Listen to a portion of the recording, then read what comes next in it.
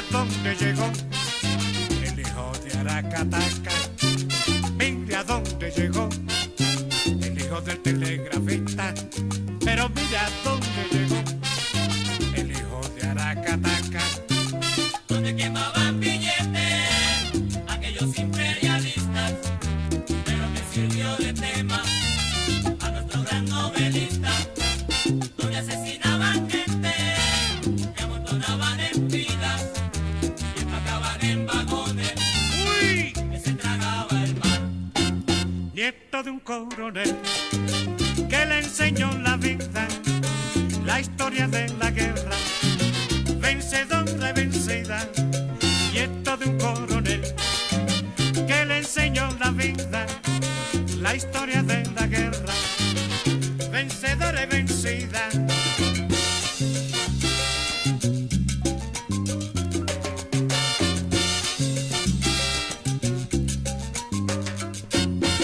Cien años de soledad, escritos entre la hojarasca, una cándida herendida y un otoño del patriarca. Escribió el funeral, los ojos del perro azul, pero lo que vale más, paga Vito en la mitad. Y Álvaro Cepeda Zamudio, Álvaro no está con él, ni tampoco el coronel, para compartir su triunfo. Por eso es su dolor de infinita nostalgia. Hacen falta dos nombres para engalanar la casa. Por eso es su dolor de infinita nostalgia. Hacen falta dos nombres para engalanar la casa.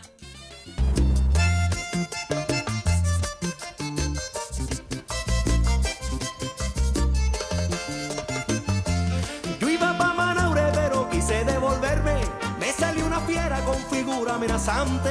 Era un armadillo, era un GRR, que pa' meterme miedo me flequeteaba adelante. Ay, Rafa, no me salgas ahora con tonterías, súbete. ¿Cuál fiera? ¿Con cuál figura amenazante? Lo que pasa, general, es que usted no estaba ahí, no lo vio. Yo saqué el revólver con idea de defenderme, porque no era propio de un hombre correr así. Revólver a un armadillo. Pues con mucha rabia vi a ese GRR que me brincaba adelante burlándose de mí. Si le hubieras pegado su tiro por la cabeza, hubieras preparado un sancocho bien bueno y ahora no estarías pensando prácticamente en recuperarlo. Yo estaba pensando lo mismo, general, pero después pensé que habían cosas más importantes. ¿Sí? Yo iba a dispararle, pero me puse a pensar que ese animalito quizás tenía a su mujer y la pobrecita sola iba a quedar. Claro que la culpa sería de Rafael. Qué animal tan bronquinoso, qué animal tan busca pleito. Seguro si fuera otro, los 6 tiros se los meto. Seguro si fuera otro, los 6 tiros se los meto. De haberlo matado todo el mundo me habría dicho que yo soy un hombre muy cobarde y bandolero. Y por eso mismo le hablé al animalito, dispuesto a lucharle con palabra de caballero. O arranca de una vez por todas o te zampo el tiro que te prometí. General, trátelo con calma, con cariño, no las patadas, como si fuera una dama. Así como yo trato a mis RR, ¿no es verdad? Suavecito. Él seguramente cree que yo le tuve miedo, pues por no matarlo me le puse a suplicar. Oiga, amigo GR, yo soy hombre bueno, se está haciendo tarde, déjenme pasar. Que no sea desgraciado, que arranque de una vez por todas a ver si puedo llegar a ver a Desideria. Mejor dicho, hablar con su papá, Alfonsito XII, para que me conceda la mano de su hija Desideria. Dale encendido. Al fin se aburrió de tanto ponerme cebo, de buscarme pleito y como yo nada le hacía. ¡Encendió! ¡Ah! Me torció los ojos y salió corriendo a buscar su cueva allá en la serranía.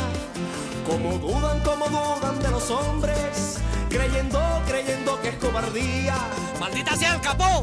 Hombre que se ponga pantalones para que me hable de hombría.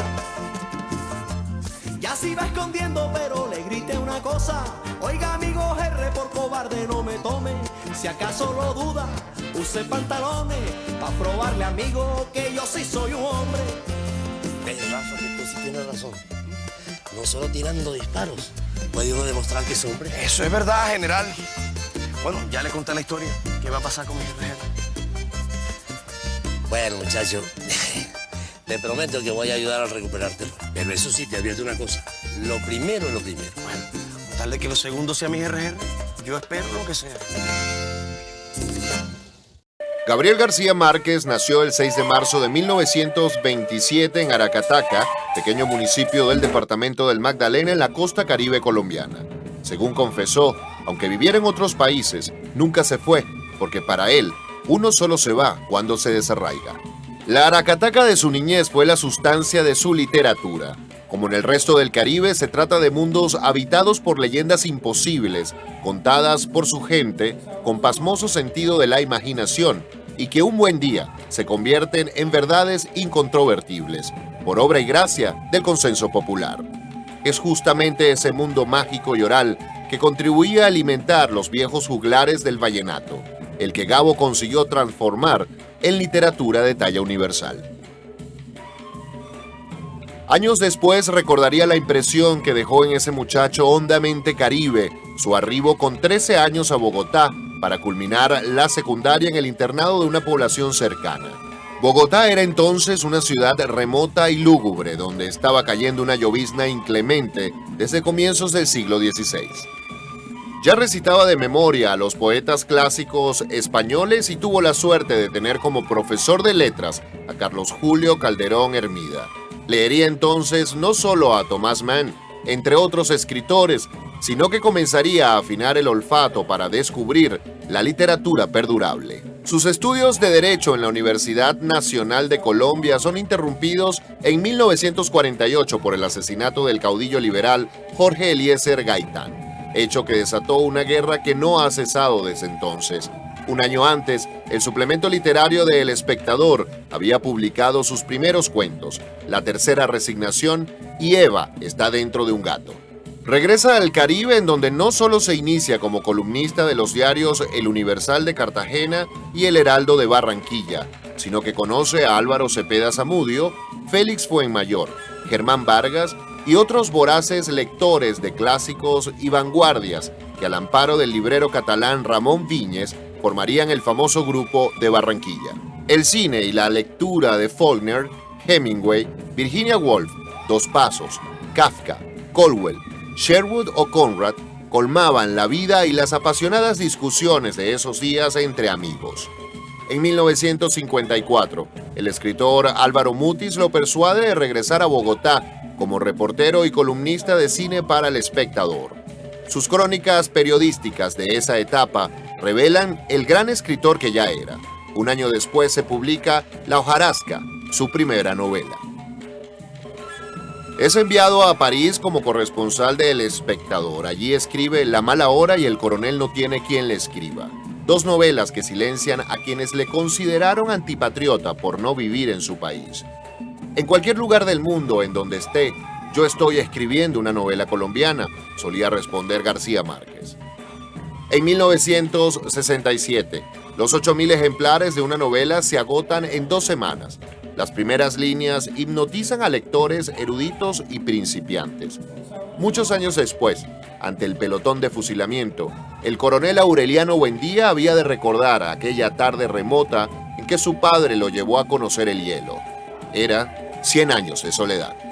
Vestido de liquiliqui, traje de gala del Caribe, García Márquez recibió en 1982 el Premio Nobel. En su discurso reveló que los escritores de esta parte del mundo han tenido que pedirle muy poco a la imaginación. El escritor aprovechó el momento para hablar al planeta sobre el tamaño de la soledad de América Latina, confinada por los grandes dueños del mundo a la opresión, el saqueo y el abandono. Los inventores de fábulas que todo lo creemos, nos sentimos con el derecho de creer que todavía no es demasiado tarde para emprender la creación de la utopía contraria, una nueva y arrasadora utopía de la vida, donde nadie pueda decidir por otros hasta la forma de morir, donde de veras sea cierto el amor y sea posible la felicidad, y donde las estirpes condenadas a 100 años de soledad tengan por fin y para siempre una segunda oportunidad sobre la tierra.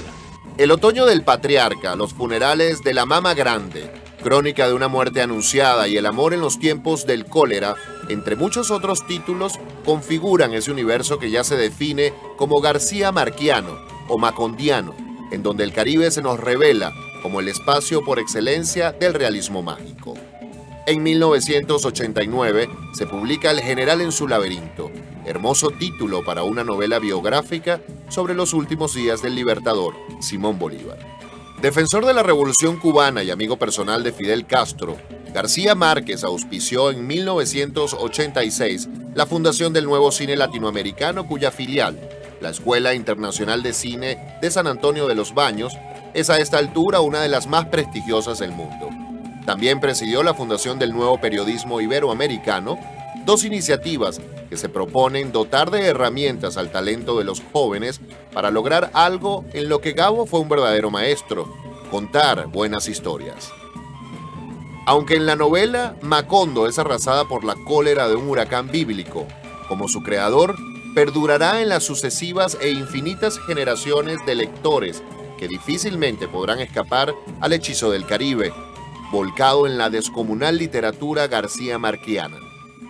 Recuerdo que Jaime Molina, cuando estaba borracho, ponía esta condición que si yo moría primero, él me hacía un retrato. Oh, si él se moría primero, le sacaba un son. Que si yo moría primero, él me hacía un retrato. Oh, si él se moría primero, le sacaba un son.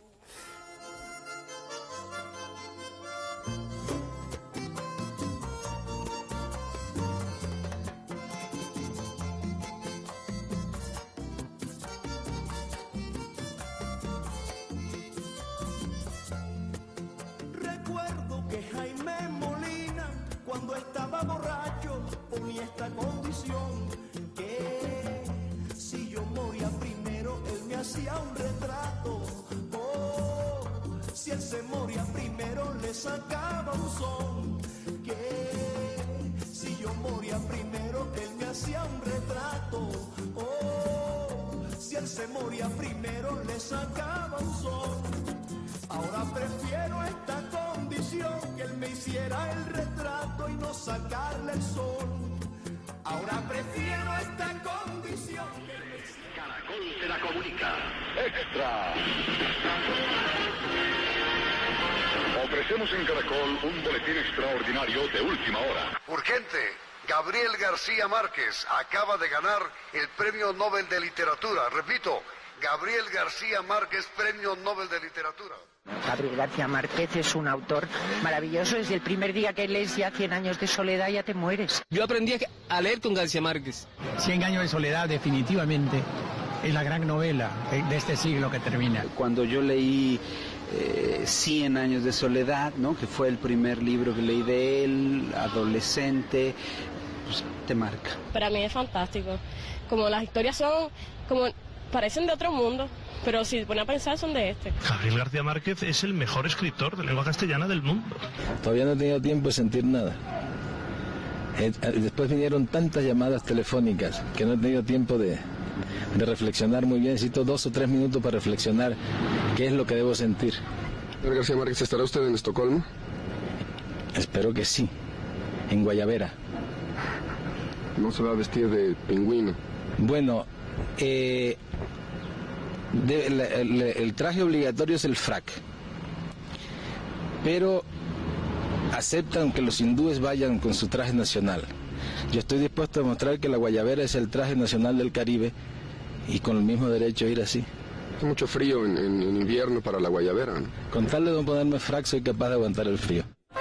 El 10 de diciembre de 1982, Gabriel García Márquez recibe del rey de Suecia el Premio Nobel de Literatura. El mundo lo cubre de gloria y sus amigos lo quieren más.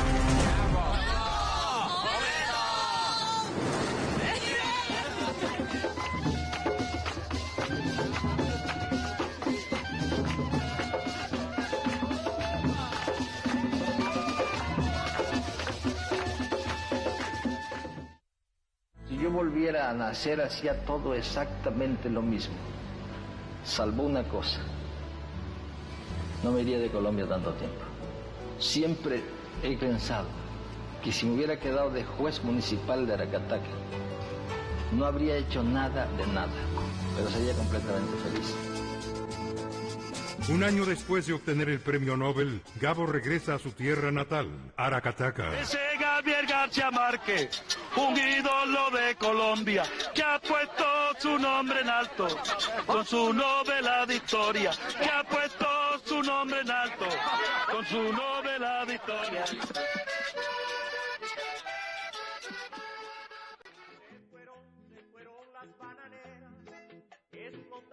Yo estaba en una casa donde nacía un hermano todos los años.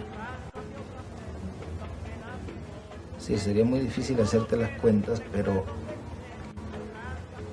si yo tenía en ese momento 13 años, es casi seguro que yo tenía 8 hermanos.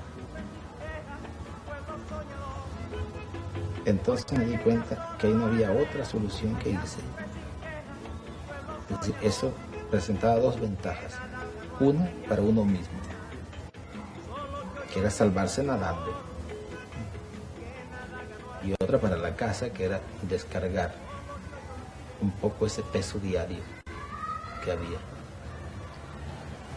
Entonces yo decidí venirme de Barranquilla a Bogotá a presentar examen de beca. Si eso era 1943, yo debía tener 13 o 14 años. Digo 13 o 14 años porque no está muy seguro en qué año nací yo. Nadie está muy seguro de eso. Entonces mi padre me consiguió el pasaje hasta Bogotá. Me vine en un barco del río Magdalena. Normalmente se duraban 8 días. Pero si el barco se varaba, según la época, pues podría ser 15, 16 veces, eso nunca se sabía. Además, a uno no le molestaba que el barco se varara, al contrario, era una fiesta. El barco se varaba, era una fiesta. Entonces, yo me vine, me imagino que no fue un viaje muy accidentado. Debieron ser 10 días. Llegamos a Salgar. Se tomaba un tren, que era un tren que se iba subiendo.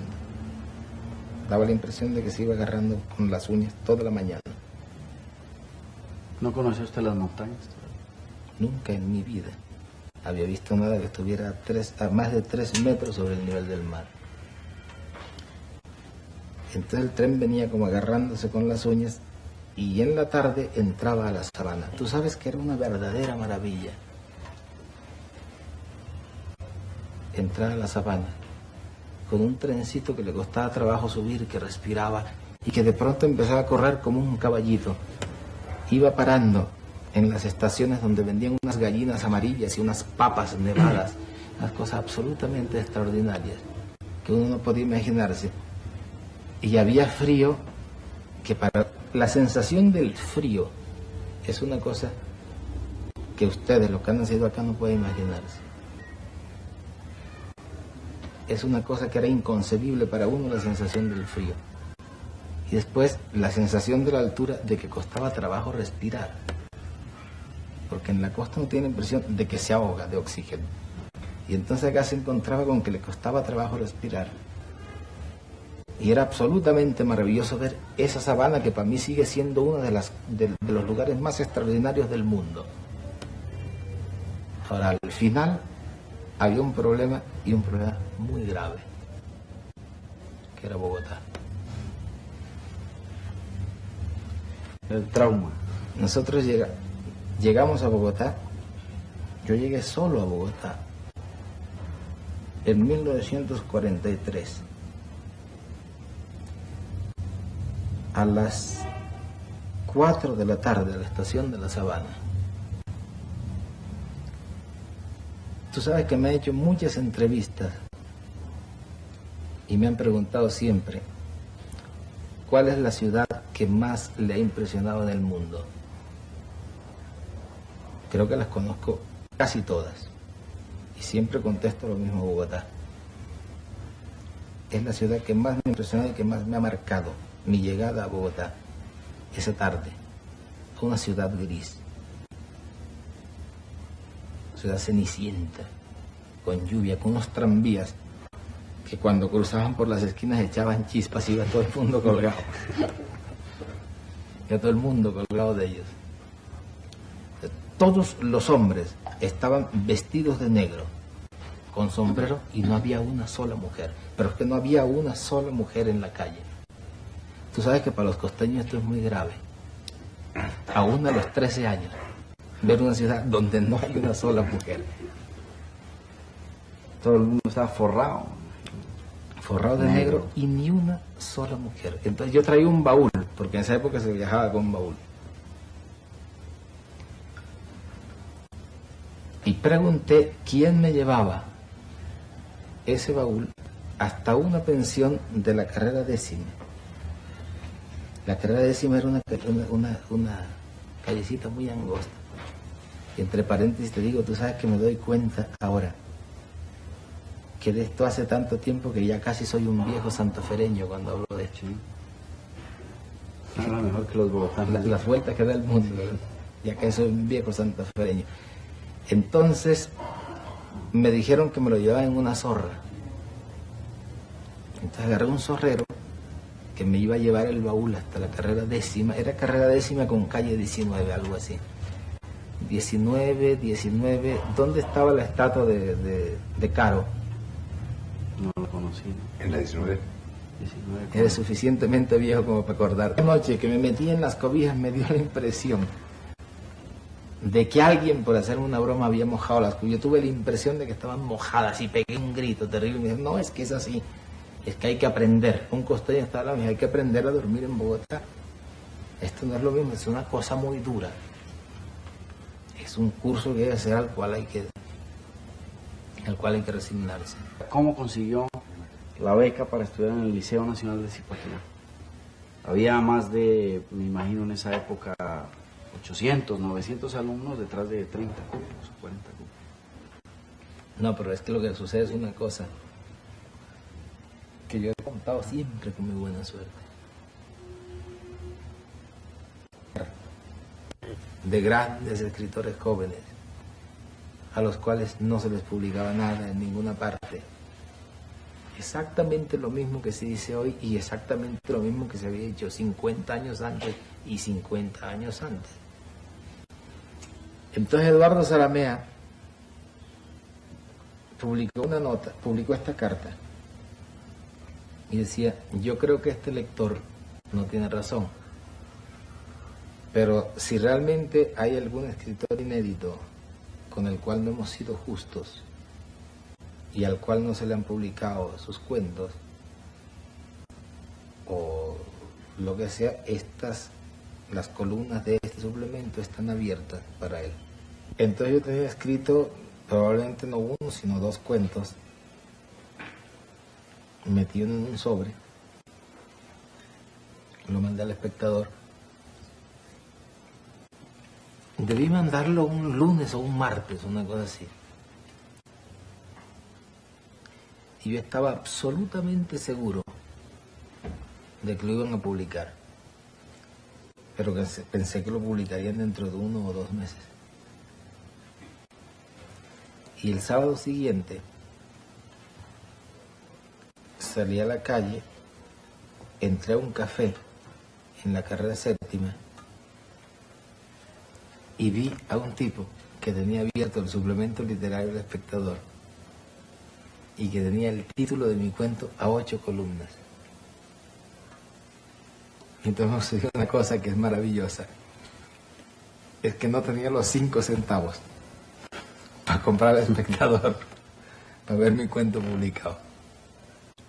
Yo me fui corriendo a la pensión y le dije a un amigo, he visto que mi cuento está publicado en El Espectador, y me dijo, no puede ser porque lo mandaste el miércoles y hoy es sábado, pues está publicado. Entonces él sí tenía los 5 centavos.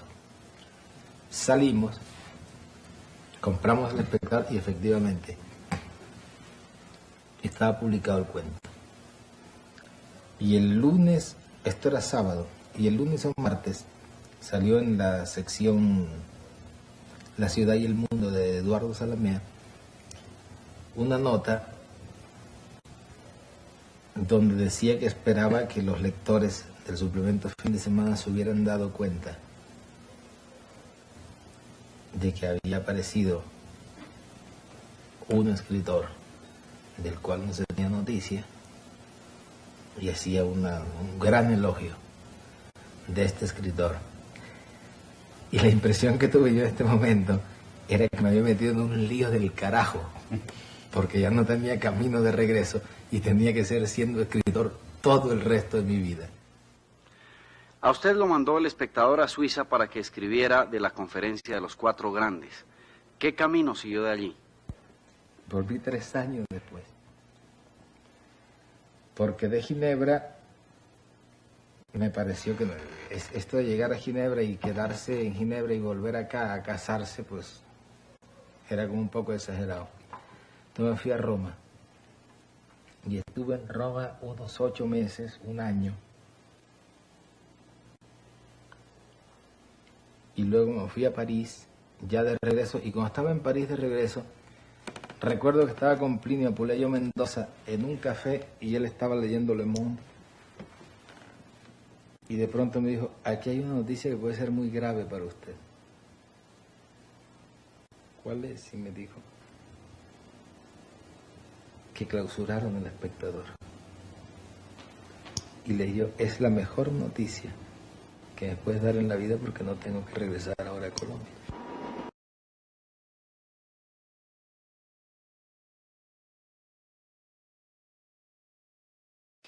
Je vais vous lire un petit texte que j'ai fait il y a très longtemps, parce qu'on me l'a demandé, et parce que là, j'essaye de... Bueno, en español tiene un poco más de gracia, pero en fin, j'essaye de raconter un petit peu mon Gabriel à moi. Et ce petit article, si on peut dire, ça s'appelle « Mi Gabriel nunca fue Gabo ». Je ne l'ai jamais appelé Gabo, et le monde entier le appelle Gabo. Alors, je dis comme ça. 8 millions de citations sur Internet, 2 ou 3 biographies, une montagne de thèses de doctorat, je ne sais combien d'honoris causa et combien d'articles qui parlent de l'homme qui a écrit les livres que, lorsqu'il est question de chiffres de vente, donne presque l'impression que Cervantes était petit. Et voilà qu'on me demande de faire un portrait de plus de Gabriel García Márquez. Il manquait seulement les miens. Et le voici. S'il présente un petit intérêt, et ce sera le seul, c'est de rendre compte du moment de vie bref mais intense que j'ai partagé avec Gabriel. Mon Gabriel était ce jeune homme timide, discret, intelligent et sensible, qui avait les mains les plus fines et les plus élégantes du monde, mains qui savaient seulement écrire à la machine et caresser tendrement. Il était ce jeune homme qui disait que ma narine était guerrillera quand moi, la petite provinciale de Bilbao, esquivais ses baisers. Mon Gabriel était ce jeune homme qui m'offrait des crépuscules et des clairs de lune à la place des bouquets de fleurs, avec qui j'ai découvert les cuirassés Potemkin et Alexandre Nevsky au Champollion, au cinéma de Champeau à Paris. Lui qui m'a baptisé du nom sonore et sévère de général, il disait parce que j'étais trop autoritaire. Et jamais, ou presque jamais, il ne m'a appelé par mon nom. Il m'appelait général.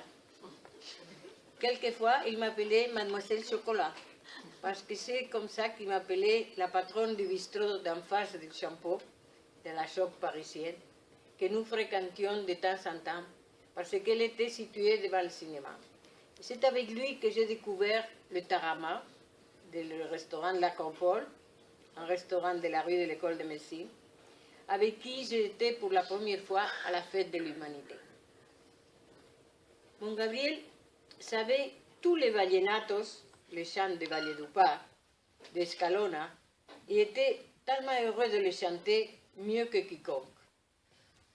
Il les chantait là-bas, à la rue Guénégo, dans l'appartement d'Hernán Vieco, qui était un célèbre architecte colombien, que beaucoup de personnes peuvent connaître, qui a construit à Paris l'UNESCO, entre autres choses. Et que l'autre jour, 52 ans après, je les ai entendus chanter à nouveau à Barcelone, dans la maison de notre ami commun, Paco Ibáñez, et j'en ai pleuré d'émotion, del même que je pleurais à Stockholm en les écoutant, cette fois des voix d'Escalona lui-même. Et à propos, le prix Nobel a eu tellement d'écho qu'à ma maison, ce jour-là d'octobre 82, le téléphone a sonné toute la journée et toute la nuit, parce que les amis m'appelaient du monde entier comme si c'était moi qui l'avais gagné. Mon Gabriel a écrit un de ses meilleurs livres, Pas de lettres pour le colonel. Entre l'hôtel de Flandre, situé à la rue Cuyas, et les 90 de la rue d'Assas, dans la petite chambre que j'avais là-bas. Et après, quelques années après, il a dédicacé un livre à la propriétaire de cette maison, dans lequel il a dit à Madame Pagès, 43 ans plus tard, avec toute ma gratitude. Et je dois reconnaître, même si parfois ça me fait mal, que la femme du colonel du livre ressemble pas mal au général de cette action. Mon Gabriel appelait soupe à la rigolade une soupe que je m'étais inventée, qui consistait à mettre chaque jour de l'eau dans une casserole et ajouter toutes sortes d'épices, faute d'autre chose. Et un jour où nous n'avions qu'un sachet de tilleul un peu passé, Gabriel m'a dit, tu sais, il a un goût de procession.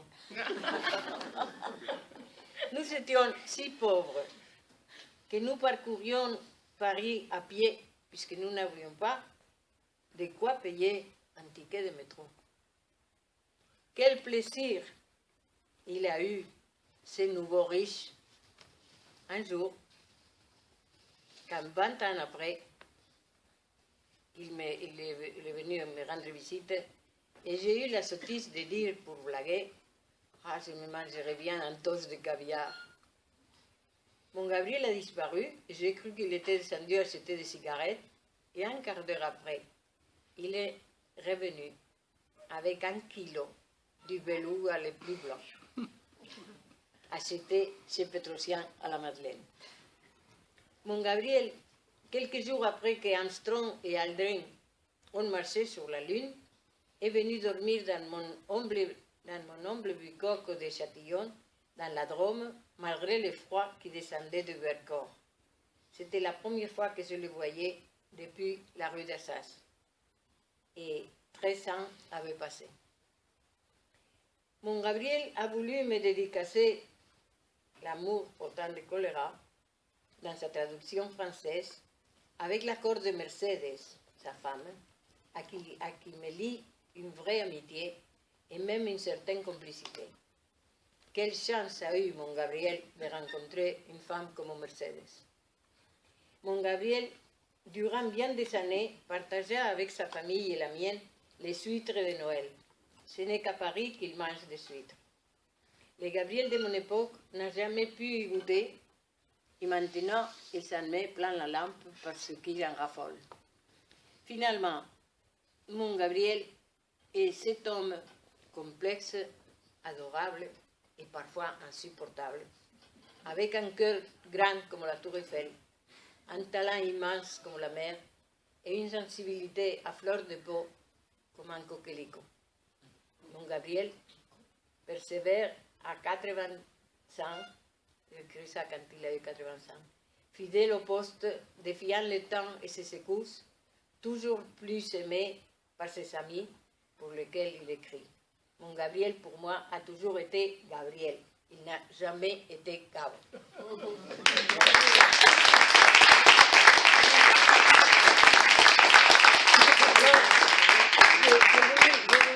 Donc,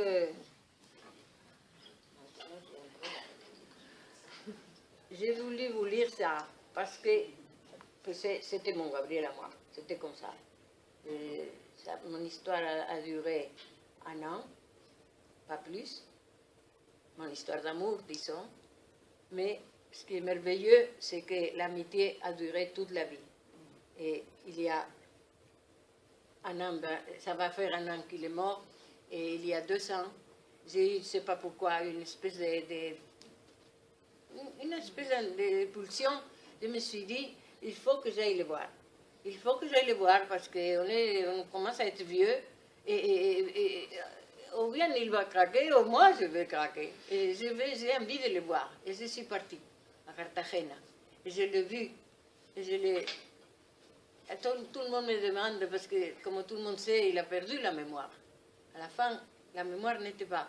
Alors tout le monde me demande, est-ce qu'il t'a reconnu? Je ne peux pas dire s'il m'a reconnu. Il ne m'a pas appelé par mon nom. Mais par contre, ses yeux se sont illuminés d'une telle façon. Il m'a embrassé d'une telle façon comme jamais, de si fort et tout ça, que je peux croire que s'il ne savait pas que j'étais Tatia, sa novia de Paris, elle savait quand même que la personne qu'il recevait était quelqu'un qui l'aimait bien. Et c'est tout ce que je peux. Madre, ¿qué mejor que sea el papá de verdad, verdad? ¿Sabes qué, Rafa? Al toro hay que cogerlo por los cachos. Ya mismito me voy a hablar con mi suegro. Así como está. ¿Qué quieres? Que me acepten como sea. Allá en la Guajira arriba, donde nace el contrabando, el almirante Padilla barrió a Puerto López y lo dejó arruinado. El almirante Padilla barrió a Puerto López y lo dejó arruinado. Pobre Pipe, pobre Pipe, pobre Pipe Socarrás, ahora se encuentra muy triste, lo ha perdido todo por contrabandear. Y ahora se encuentra muy triste y lo ha perdido todo por contrabandear. Y ahora pa' dónde irá, y ahora pa' dónde irá, ganarse la vida el Pipe Socarrás. Y ahora pa' dónde irá, y ahora pa' dónde irá, ganarse la vida sin contrabandear. En mi corazón, asegúrate de todo mi amor, asegúrate de mi corazón, asegúrate tú que de todo tu amor me aseguro yo. Barco pirata bandido, que Santo Tomás me crea, una fiesta le he ofrecido cuando un submarino lo voltea en Corea. Una fiesta le he ofrecido cuando un submarino lo voltea en Corea. Pobre Pipe, la armada le salió lista. Hombre que ahora está muy triste, lo ha perdido todo por contrabandista. Hombre que ahora está muy triste y lo ha perdido todo por contrabandista. Ahora pa' dónde irá, y ahora pa' dónde irá, a ganarse la vida el Pipe Socarrás. Ahora pa' dónde irá, y ahora pa' dónde irá, a ganarse la vida sin contrabandear. De mi corazón, asegúrate de todo mi amor, asegúrate de mi corazón, asegúrate tú que de todo tu amor me aseguro yo. El que tiene es el que pierde, eso dice Socarrás. Ese dicho no es mi dicho porque yo Escalona no he perdido nada. Ese dicho no es mi dicho porque yo Escalona no he perdido nada. Unos pierden porque juegan, Escalona enamorando, pero el Pipe pobrecito lo ha perdido todo por el contrabando. Pero el Pipe pobrecito lo ha perdido todo por el contrabando. Y ahora pa' dónde irá, y ahora pa' dónde irá, a ganarse la vida socarra. Ahora pa' dónde irá y ahora pa' dónde irá a ganarse la vida sin contrabandear.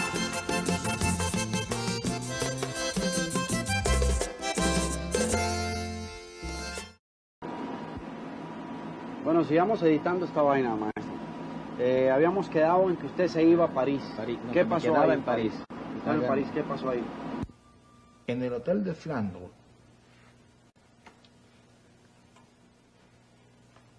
yo tenía el pasaje de regreso a Colombia.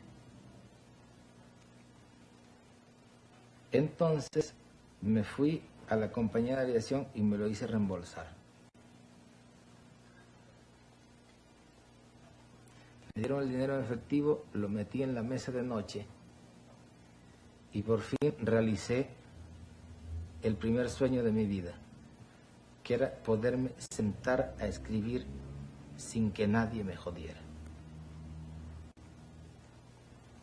Y me senté a escribir El coronel no tiene quien le escriba, porque esta es una especie de historia que se muerde la cola. Yo conocía la historia de mi abuelo, que estuvo toda su vida esperando que le mandaran su pensión de veterano de la guerra civil. Cuando mi abuelo se murió, mi abuela me dijo: tu abuelo se murió esperando su pensión de veterano, pero yo no me preocupo porque a ustedes les llegará. Y si no te llega a ti, le llegará a tus hijos. La pensión que no llegó nunca. Entonces yo había pensado siempre que esa podía ser una historia para una comedia. Pero cuando estaba en París,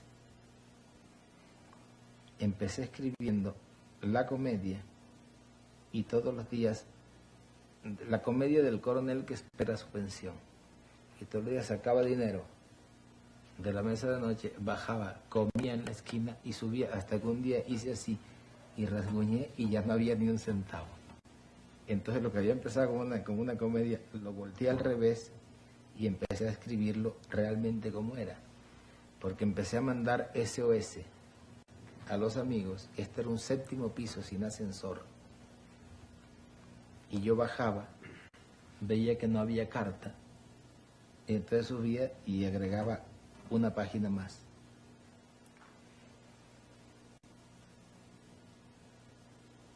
De la historia que estaba escribiendo.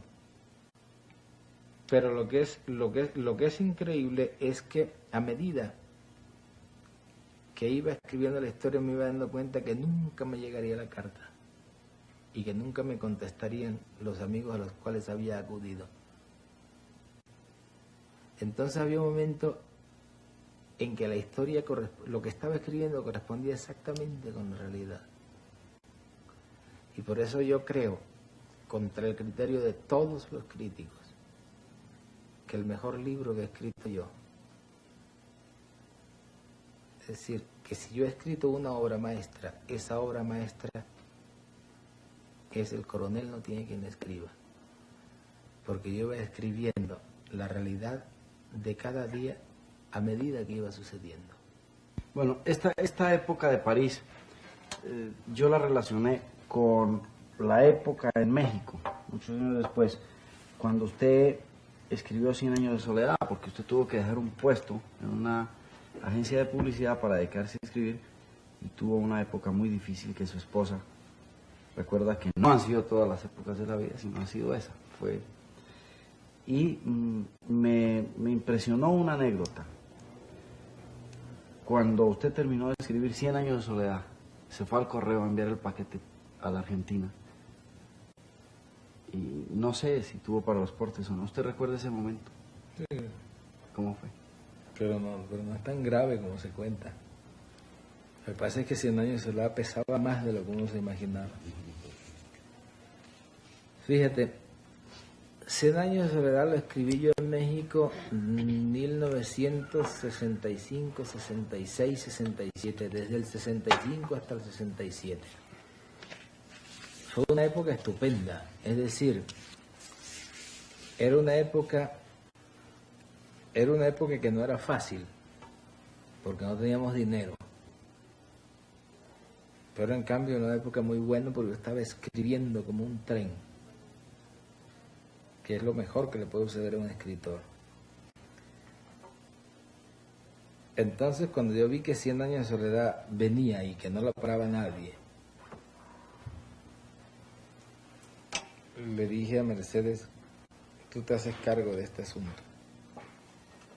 Ella, por supuesto, no lo pensó dos veces.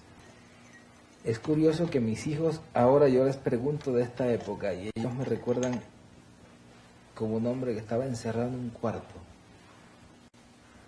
y que no salía nunca, y yo tenía la impresión de que era el ser más humano y más sociable del mundo. Y ahora me di cuenta que durante 18 meses no salí del cuarto. Pero yo recuerdo que salí una vez. Salí una vez cuando Mercedes me dijo que no había nada que hacer, que ya había llegado al fondo. Entonces yo tenía un carro y lo llevé al Monte de Piedad y lo empeñé y le traje a Mercedes la plata y le dije, mira, aquí tienes como para 10 años. Y duró 3 meses. Y seguí escribiendo. Recuerdo que en mitad de camino el dueño de la casa llamó a Mercedes y le dijo, señora, usted deben 3 meses de casa. Y Mercedes tapó el teléfono y me dijo, ¿cuánto tiempo te falta para terminar el libro? Y yo le dije como 6 meses. Y entonces ella le dijo, mire señor, no solo le debemos 3 meses, sino que le vamos a deber 6 más. Y entonces el tipo le dijo, y dentro de 7 me pagan todo. Y dijo, sí, todo. Y él le dijo, si usted me da su palabra, yo no tengo ningún inconveniente en esperarlo. Y Mercedes tapó y me dijo, papá, palabra. Dijo, mi palabra de honor. Y tú sabes que a los 7 meses fuimos y le pagamos todo. No por 100 años de soledad, porque yo terminé yendo un mes, traía tal perrenque en la mano que me puse a trabajar después en publicidad y pudimos pagar todo eso. Y el día que lo terminé, nos fuimos al correo, Mercedes y yo. Eran 700 páginas. Entonces lo pesaron y dijeron que costaba 83 pesos de México a la Argentina. Y Mercedes me dijo, no tengo sino 45. Dice, mira, es muy fácil. Partí el libro por la mitad y le dije, péseme este libro hasta 45 pesos. Pesaron hasta 45 pesos, quitaban hojas como quien corta carne. Cuando llegó a 45 pesos, agarré esas hojas, las envolví y las mandé y nos quedamos con el resto. Entonces nos fuimos a la casa y Mercedes sacó lo último que faltaba por empeñar, que era el calentador que yo usaba para escribir, porque yo puedo escribir en cualquier circunstancia menos con frío. El secador que usaba para la cabeza y la batidora que había usado para hacer toda la vida, para hacerle los jugos de fruta a los niños y que ya los niños estaban creciendo y ya no necesitaban. Se fue con eso al Monte de Piedad y le dieron unos 50 pesos. Y el hecho es que volvimos con el resto de la novela al correo. La pesaron y dijeron, cuesta 48 pesos. Mercedes pagó sus 50 pesos. Le dieron 2 vueltos. Y yo me di cuenta que cuando salimos del correo estaba verde de encabronamiento. Y me dijo, ahora lo único que falta es que esta novela sea mala. Antonio, en mi tierra la sintieron los muchachos. Fueron 5 noches que me hicieron de velorio, para mis 9 noches todavía me deben 4. Pobrecita madre mía, por mi muerte lo mucho que sufriste. Abel Antonio no muere todavía, Abel Antonio muere cuando Dios lo necesite. Gabo y sus causas nobles. Nunca he faltado a un compromiso. Tengo convicciones políticas claras y firmes, sustentadas por encima de todo en mi propio sentido de la realidad, y siempre las he dicho en público.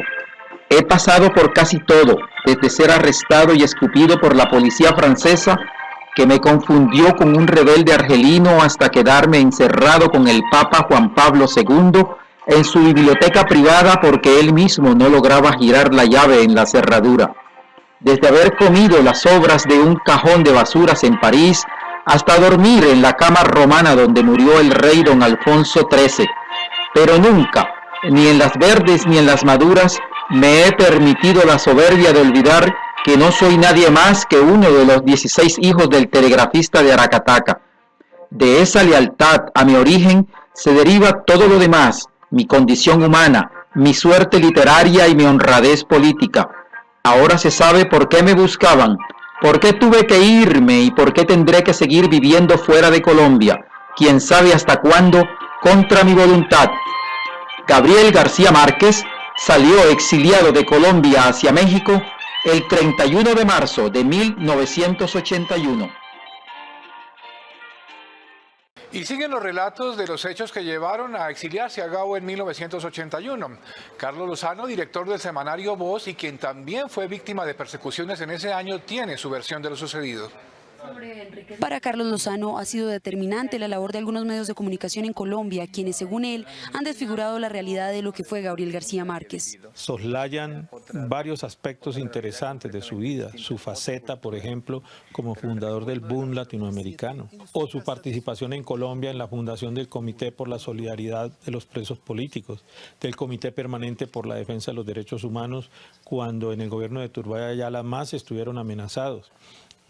Su presencia en el movimiento Firmes, que promovió la unidad de la izquierda, su relación y su amistad con el Partido Comunista Colombiano, el hecho de que García Márquez siempre hubiera estado atento a promover la paz, la salida política del conflicto colombiano. También aseguró que distintos diarios, cuestionados en vida por el Nobel de Literatura, en el escrito que replica hoy el portal virtual Las Dos Orillas, titulado Punto Final a un incidente ingrato, demostrarían que la salida del país del creador de Macondo fue orquestado por el gobierno del entonces presidente Julio César Turbay y algunos medios de comunicación. Los grandes medios de comunicación salieron a justificar la persecución contra García Márquez. Recién Turbay había roto las relaciones diplomáticas con Cuba y establecieron esa relación de Gabo y su amistad con Fidel y de su ferviente y permanente defensa de la Revolución Cubana. Y por eso lo cuestionaron. Y de alguna manera diarios como El Tiempo, otros grandes medios de comunicación justificaron lo que estaba ocurriendo. Pues bien, esos mismos medios de comunicación no solamente son los que hoy están rindiéndole homenajes, páginas y páginas, imágenes, crónicas y crónicas. Además afirmó que no es posible que hoy nuevamente se hable de la genialidad del hijo de Aracataca por sus obras y no se haga un homenaje al hombre de las causas nobles. Te voy a decir qué es lo que más me gusta de la costa. No te lo digo, te lo explico. Yo vuelo de París a Cartagena, o de Madrid a Cartagena, por ejemplo, o a Barranquilla. En el momento que desembarco aquí, yo noto que todo en el cuerpo y en la mente se me reajusta y se identifica perfectamente con toda la realidad ecológica que tengo alrededor. He llegado a la conclusión que uno es de su medio ecológico y que es peligrosísimo y gravísimo salir de él. Entonces, a mí me sucede solamente, francamente no en la costa, en el Caribe, en cualquier lugar del Caribe. A mí me sueltan vendado y yo sé que estoy en el Caribe porque el organismo me está funcionando de una manera que no me funciona en ninguna otra parte, y la mente, todo, es un reajuste que se debe a una identificación total del cuerpo y de la mente con el medio.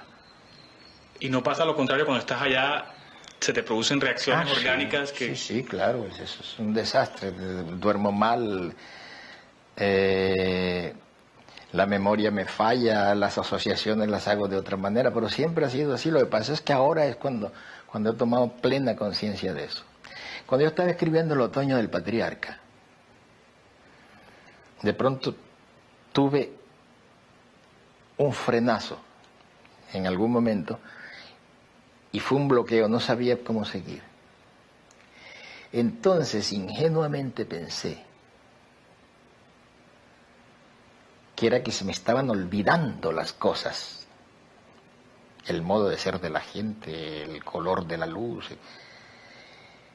Y corté eso y me vine, hice un viaje por todas las islas del Caribe, uno tras otro, una tras otra. Fue un viaje de un mes, en un viaje en el cual no hice nada, no vi a nadie, no hice nada especial, sino me tiraba en la playa, veía a la gente, hablaba con la gente. Tenía la ventaja en ese momento, primero me conocían menos y después es una zona donde seguramente me conocen menos todavía ahora. Y los que yo iba con Mercedes, y Mercedes me decía, bueno, pero ¿qué fue lo que viniste a buscar? No has tomado un apunte, no has dicho nada. Regresé y me solté hasta el final. Y me di cuenta que no era que se me estaba olvidando nada, era que se me había acabado la gasolina de mi cultura básica. Lo único que hice fue vivir ahí. Después releyendo el libro, releyendo los originales, yo encontraba que había pequeños detalles. Una muchacha que de pronto miró así cuando pasó y tenía una pañoleta amarilla y tenía unos ojos azules, pero fue una ráfaga así. Todas esas cosas me parecía a mí que era lo que había enseñado. No, lo que necesitaba era tener otra vez ese ambiente metido dentro para seguir escribiendo, porque todo lo demás yo lo sabía de antemano. Me faltaba la gasolina para levantar el vuelo. Esa experiencia no la he olvidado. Entonces, inclusive podría decirte, mira, no me gusta nada, todo me choca, todo me molesta, pero no puedo estar sino ahí. Eso te tocó como te tocó la mamá. Cualquiera que haya leído cualquiera de mis libros se da cuenta que yo no me he ido. O si me he ido, no he logrado cortarme el cordón umbilical, es que yo no me he ido nunca. Otra cosa es que viva en otra parte. Pero uno se va cuando se desarraiga. Y yo, que hubiera querido, la verdad es que no he podido. Pero no solo, no he podido desarraigarme del Caribe. No es digamos, del país, no, del Caribe mismo. No he podido desarraigarme. Lo que pasa es que yo hace tiempo dejé de preocuparme por eso, porque hubo una época en que se consideraba una traición no vivir en Colombia. Y yo tenía siempre una respuesta. En cualquier lugar del mundo en que esté, yo estoy escribiendo una novela colombiana. Porque además yo soy tan refractario que tengo la impresión de que todos los viajes y todos los lugares en que he estado no han influido para cambiarme para nada. Yo soy tan crudo como cuando estaba en Aracataca. Otro problema es un proceso de culturización que es elemental y que se enriquece, por supuesto, con los viajes y con el conocimiento de otros mundos y de otras personas. Pero los elementos básicos de las cosas que yo escribo los tenía a los 10 o los 12 años en la costa. Y la influencia del vallenato, no hay ninguna duda, toda la influencia de la cultura popular caribe la tengo yo desde mis primeros años. Yo creo inclusive que es al revés. Es la escuela y la universidad los que tienden a tergiversar y a desvalorizar a devaluar esos signos de la cultura popular. ¿No sientes a veces un impulso de irte para los pueblos, de volver a los pueblos? Hoy? De hecho lo hago, lo que pasa es que ahora hay un inconveniente práctico, que es que no puedo ver nada. Porque llego inmediatamente, me encierran, me rodean y no me permiten. Es decir, los pueblos ya no son iguales cuando yo llego. Me los cambia la gente, los amigos, los que están alrededor. Hombre, ¿qué más quisiera yo? Pero no es posible. Pero eso sucede hasta con las ciudades, no solo con los pueblos. Tengo la ventaja de que me conocen, pero no me paran bolas. Yo dije en Barranquilla una vez, cuando llegué hace unos 15 años, dije, lo que pasa es que aquí en la costa no hay prestigio que dure 24 horas. Aquí yo salgo a la calle y tú ves, ¿qué abogado? ¿Qué abogado? ¿Qué abogado? Nadie se acerca a molestar para nada, ni a pedir empleo, ni a pedir autógrafos, ni a decirme que leyeron o no leyeron el libro. Nada. Eso es estupendo. Hay dos lugares que son así estupendos. México, porque es una ciudad tan grande y tan compleja que ya no se sabe si estoy o si no estoy. Entonces cuando voy a escribir, me llevo mis maletas para México, me encierro allá y escribo tranquilamente. Allá es donde escribo más, allá tengo mi biblioteca de trabajo. Y luego la costa, donde no me pone ni 5 de bolas. Me saludan, me dicen y tal, pero nadie se detiene a soltarme la filosofía. El gran talento del Caribe, y que creo que es insuperable en el mundo, es narrativo. Es cómo te cuentan un cuento, cómo saben contar un cuento. Si aquí todo te lo vuelven cuento. ¿Eso tú lo ves a diario con la gente que habla? Sí, pero además no te hacen reflexiones así de filosofía, pero derivadas siempre de un acontecimiento que te lo cuentan tal como es. No, es un talento narrativo afortunado además, y que cuando uno tiene la suerte de captarlo a tiempo y convertirse en una especie de vocero de eso, o de paradigma, eso es una maravilla. Yo, en ninguna otra parte yo hubiera podido escribir lo que he escrito, pues esto es robado de la vida real. Entonces no es que haya más historias que en cualquier otra parte, o las historias sean más o menos fantásticas que cualquier. No. Lo que pasa es que la gente las sabe ver como son y las sabe contar. Yo creo que esto sucede en cualquier parte, más o menos.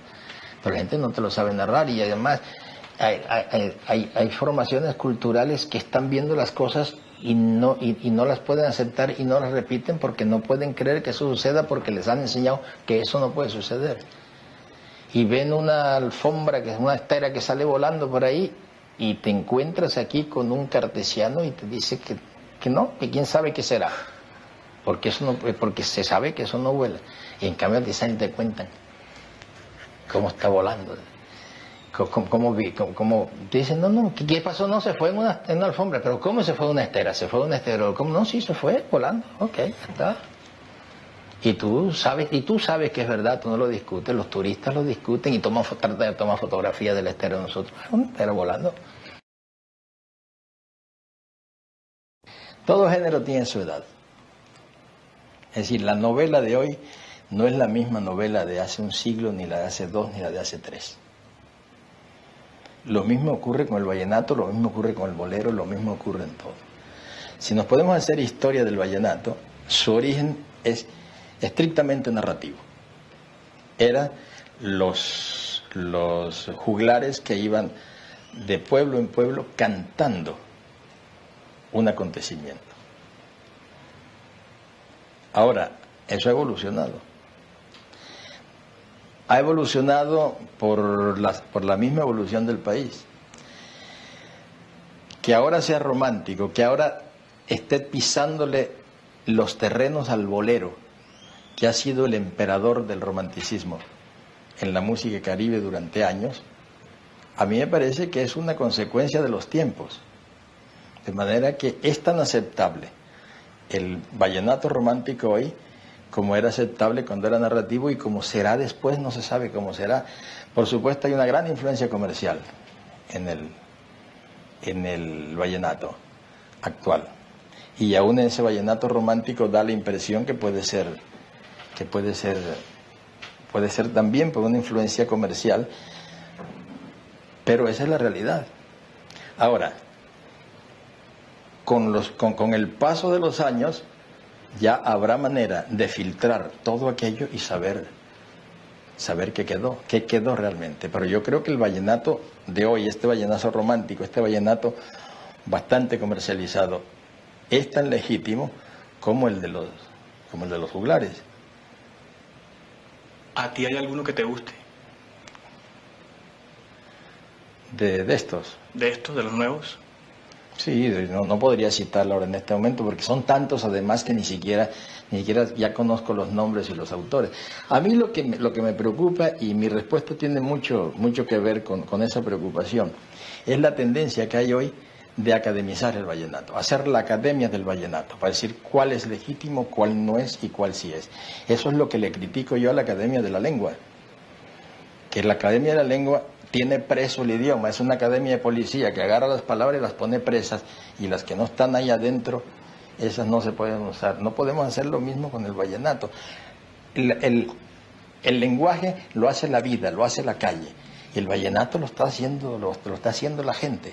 Por ejemplo, cuando yo conocí el vallenato era verdaderamente un sacrilegio bailar el vallenato. La parranda vallenata, tú lo sabes, es en un sitio alrededor de los cantantes. Toman mucho trago, se están días, se están años, mientras está el sancocho, vuelven a hacer el sancocho, pero es para oír, no se baila. Ahora se empezó a bailar. ¿Qué vamos a hacer? Por lo menos que aprendan a bailarlo bien.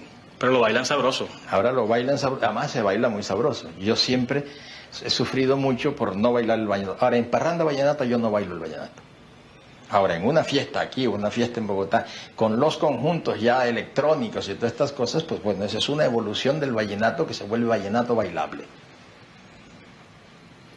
Lo mismo sucede con el ballet. Había cosas que no se bailaban y ahora se bailan. Es la vida, es que las cosas siguen viviendo. El día que eso no sucede, se murió. Se acabó, se salió de la vida. Y salirse de la vida, por lo menos hasta hace 5 minutos, se llamaba la muerte.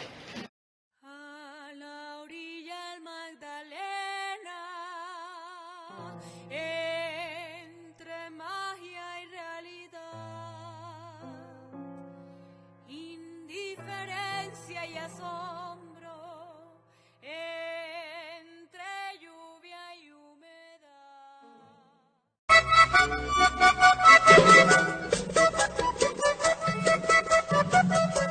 Es una historia que no quiero repetir porque es sentimental. Todo mi corazón se lo entregué y ella se complació en tratarlo mal. Si el corazón se viera, ella pudiera ver cómo lo tengo yo, me pediría llorando que le diera por toda su maldad el perdón de Dios. Porque un amor que sangra no se olvida, porque dejó en el alma una honda herida. Yo no puedo olvidar a esa mujer que me hizo tanto tiempo padecer. Yo no puedo olvidar aquel amor que me dejó sangrando el corazón.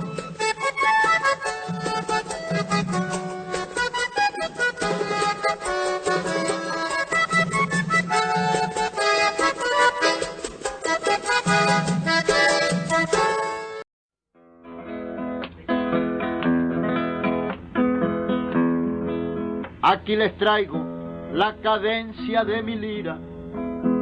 Aquí les traigo la cadencia de mi lira, el motivo de mi vida cancionera. Que no hay un solo rinconcito en la Guajira que no le arranque un suspiro a una morena. Este es el eco que motiva el sentimiento de un hombre que se ha entregado sin medida a la defensa de los bienes de su tierra, que en el mundo es la más bella, y si no, que me lo digan, porque no hay otra que haya dado tantas notas que se cantan y se tocan como aquí en mi querida Guajira. Yo descubrí en el polen de una flor la huella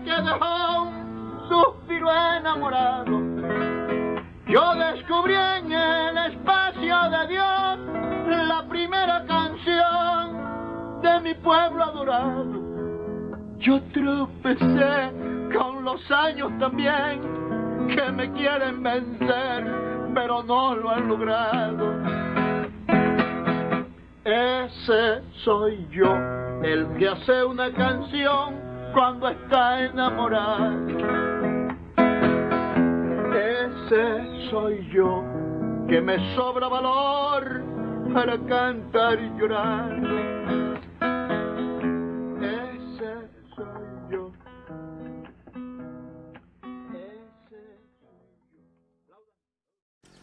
Según dicen, se le presentó un tipo bien plantado con su acordeón y lo retó a un duelo.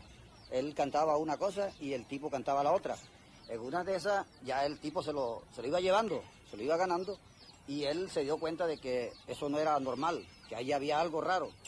Y Francisco el Hombre, a última hora, se dio cuenta de que ese era el diablo. Eso no es decir, ese era el diablo. Entonces ya él, viéndose perdido, lo único que pudo hacer fue cantarle el credo al revés, y ahí el diablo se desapareció. Lo derrotó. Tiene que ser un diablo. Vamos, Simón, que no todo está perdido. No seas llorón. ¿Tú quieres que te queme el acordeón? Entonces toca la misma melodía en el tono menor. ¡Vamos!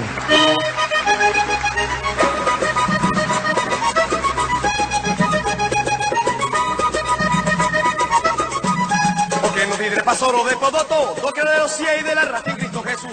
Porque no dire pasoro de podoto, toque de los cien de la rata en Cristo Jesús. Su coini huitrón meñorse, que fui do vice consiagra.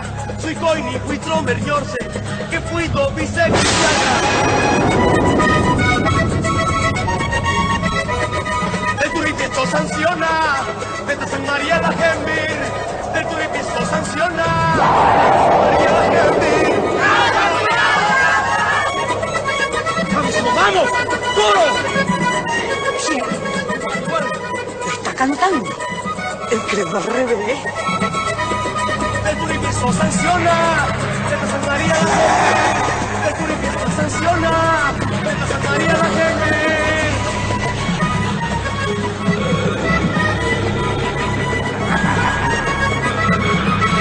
Conocí su lente los colmarín, subió no sé conocí, conoció su lente los colmarín, subió no sé conocí, conoció su lente los colmarín, subió no sé conocí, conoció su lente los colmarín, subió no sé conocí, conoció su lente los colmarín, subió no sé conocí, conoció su lente los colmarín, subió no sé conocí, subió su lente los colmarín, subió no sé conocí, subió su lente los colmarín.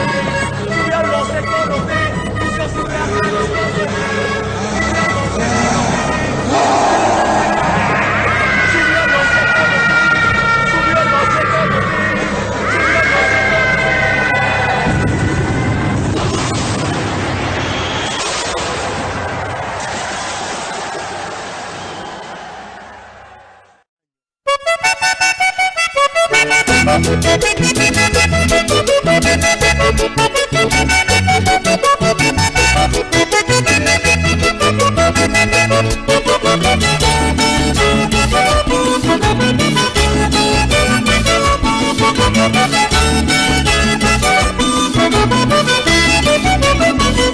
Viejo Valledupar, si te volviera a ver como tú fuiste ayer, típico y colonial. Viejo Valledupar, si te volviera a ver como tú fuiste ayer, típico y colonial. Casitas de bareque con sus palmas caladas, tras de cal y canto y sus tejas coloradas. Casitas de bareque con sus palmas caladas, tras de cal y canto y sus tejas coloradas. Era muy pintoresco del pintor el poema, había un viejo convento que hoy es solo leyenda. Era muy pintoresco del pintor al poema, había un viejo convento que hoy es solo leyenda. Y tus más grandes hombres ya se fueron, dejando entre tu historia sus recuerdos. Y tus más grandes hombres ya se fueron, dejando entre tu historia sus recuerdos. Y todos esos nombres, las inmortales glorias.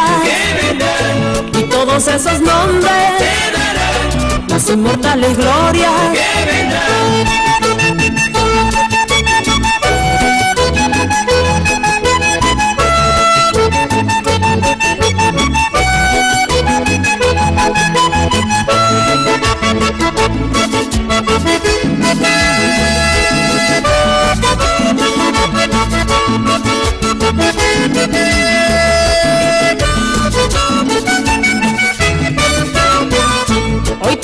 renacer dejando todo atrás, pero nunca serás como tú fuiste ayer. Hoy te veo renacer dejando todo atrás, pero nunca serás como tú fuiste ayer. Casitas de bareque con sus palmas caladas, detrás de cal y canto y sus tejas coloradas. Casitas de bareque con sus palmas caladas, detrás de cal y canto y sus tejas coloradas. Y tus más grandes hombres ya se fueron, dejando entre tu historia sus recuerdos. Y tus más grandes hombres ya se fueron, dejando entre tu historia sus recuerdos. Y todos esos nombres, las inmortales glorias.